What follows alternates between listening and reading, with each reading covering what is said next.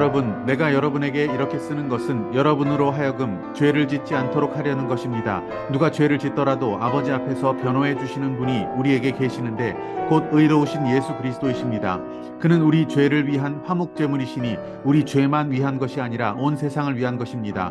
우리가 하나님의 계명을 지키면 이것으로 우리가 하나님을 참으로 알고 있음을 알게 됩니다. 하나님을 알고 있다고 하면서 하나님의 계명을 지키지 아니하는 사람은 거짓말쟁이요, 그 사람 속에는 진리가 없습니다. 그러나 누구든지 하나님의 말씀을 지키면 그 사람 속에서는 하나님께 대한 사랑이 참으로 완성됩니다. 이것으로 우리가 하나님 안에 있음을 압니다. 하나님 안에 있다고 하는 사람은 자기도 그리스도께서 사신 것과 같이 마땅히 그렇게 살아가야 합니다.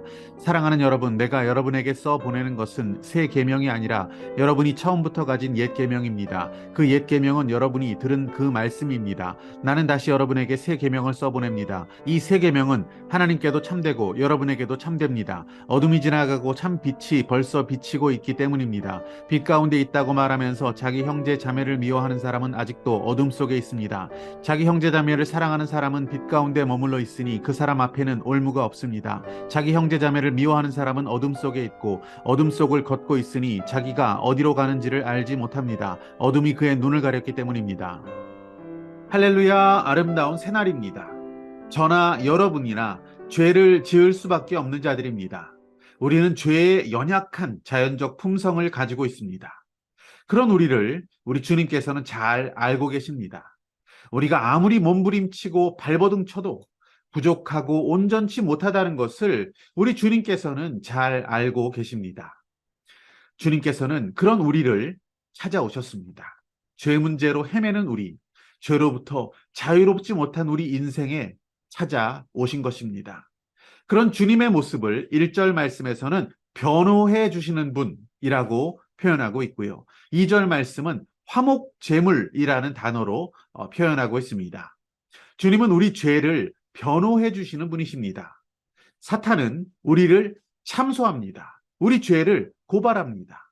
하지만 예수님께서는 그 고발을 무력화시키시고 우리를 변호하시기 위해 십자가에 달려 죽으셨습니다. 역사상 가장 위대한 변론은 바로 우리가 매일 붙들어야 할 그리스도의 십자가입니다. 사도 바울은 로마서 말씀 8장 1절에서 그 위대한 진리를 이렇게 선포했습니다. 그러므로 이제 그리스도 예수 안에 있는 자에게는 결코 정죄함은 없다라고 말씀하셨습니다. 그렇게 주님은 우리 죄를 위한 화목 제물이 되어 주셨습니다. 인류의 모든 죄를 위한 제사로 6월절 어린 양으로 이 땅에 오신 예수 그리스도, 스스로 화목 제물이 되어서 피 흘리심으로 우리의 죄악을 덮어주시고 용서하셨습니다. 우리 주님을 잘 아십니까? 그분을 안다는 것을 3절 말씀은 이렇게 설명합니다. 우리가 하나님의 계명을 지키면 이것으로 우리가 하나님을 참으로 알고 있음을 알게 됩니다.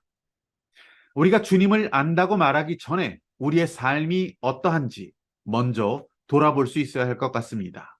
나를 구원하신 그분의 말씀을 기쁨으로 듣고 기쁨으로 행하고 살아간다면 우리는 주님을 안다고 말할 수 있는 것입니다.